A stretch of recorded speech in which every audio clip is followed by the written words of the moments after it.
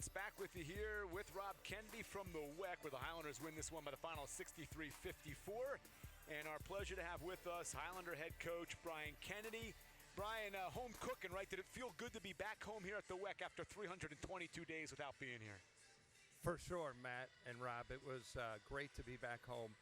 With 2020 and COVID and the way things are, it just worked out that way that our first 6 games were on the road. So to be able to come back home, was it was definitely a joy. And just having, I'm so grateful. I've mentioned it before in the media, but, the things that my players have been through with quarantining and testing, and I'm just so proud of them, and and the sacrifices that they've made to make this happen. Of course, I'd be remiss too if I didn't thank my athletic department, and our leader, Lenny Kaplan, and our president, Joel Bloom. But I have to give a special shout out to Peg Heffernan, who's kind of been our liaison with the COVID-19 stuff, and she's just worked tirelessly and has done such a great job of helping us and making sure that we were able to play today. So. And Brian, throughout the preseason, you kept telling me how you thought this team was going to be a lot better defensively than you were last year. Boy, did you show it in the second half. You held them to 22 points and made really good adjustment on their guard, Duhart. What was the difference for you in that second half? I think in the first half, I think our guys were a little bit surprised of how quick a trigger he had. That's something that we went over in the scouting report. He doesn't need much room, and he's got a quick release. So we did a better job on ball screens, fighting over. We did give up 4 points to the big rolling, but you have to give up something if you're going to play those ball screens that way. So, hats off to Richard and Maine. They came in here. It's a well-coached team. They don't beat themselves.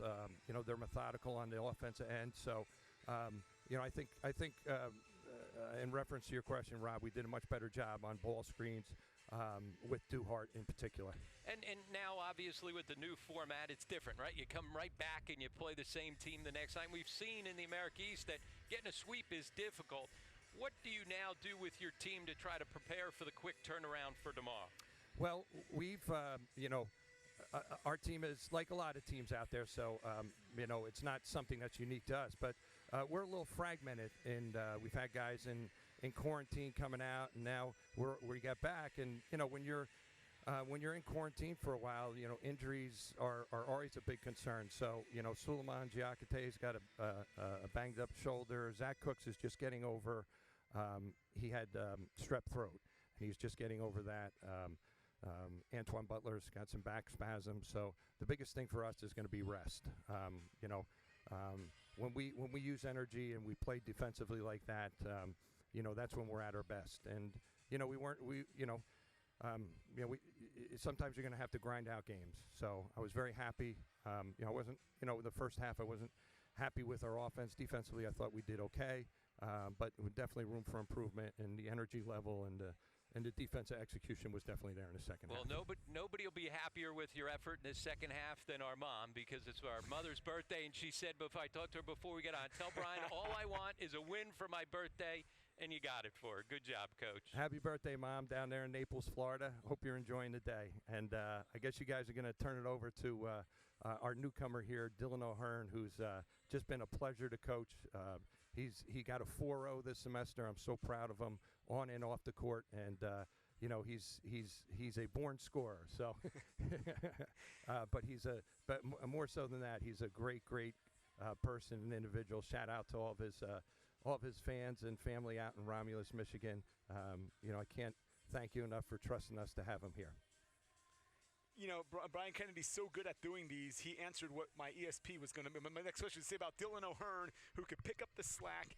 If you had told me any of the last 3 years that Zach Cooks would have 2 points and the Highlanders would win by, as many as they did, 9, I would have said, boy, somebody really had a huge day. Well, today it belonged to Dylan O'Hearn.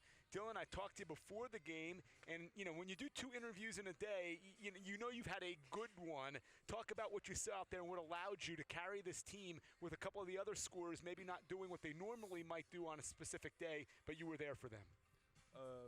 I just wanted to get myself focused and get everybody involved, not just myself, but get my teammates first, and then, start scoring and stuff like that. Well, you said it when you talked to Matt in the halftime interview. You've got that scorer's mentality. And, sometimes when guys come in, whether it's a freshman, coming from the high school ranks or whether it's a junior college player, there's that adjustment period. You didn't seem to have much of an adjustment period. Why do you think that was? I feel like it's the time that I put into basketball all my life, a lot of hours in the gym, so I'm very confident in my game and believe I could play anywhere. You have played anywhere and everywhere, as we addressed too in the interview at halftime, with how many places you've had to go, including Western Oklahoma, to continue playing. You've just won a big game, your first home game, your first ever game in the WEC. I wanted to ask you, what were your thoughts about, I know there was no fans here, but playing in this facility and being able to thrive your first time on your new home court? Was just to get a win. That's all I wanted for my first home game, is to get the W. Well, here for your second home game, keep that same idea. Try to see if you can come up with a sweep. We appreciate you stopping by. Congratulations on the win, and good luck tomorrow. Thank you. Hey, Dylan, I'm going to give you homework. I know you're a 4.0 student. I have some homework. Not that you need any extra work. Go look up number 1, uniform jersey number 1 in NJIT history, okay? Before there was Zach Cooks, there was Devon Lynn. Before him, there was Chris Flores. Do a little homework, and we'll talk about that next time. I got you. All right, that is Dylan O'Hearn. What a performance. Rob, it's not just scoring 22 points, but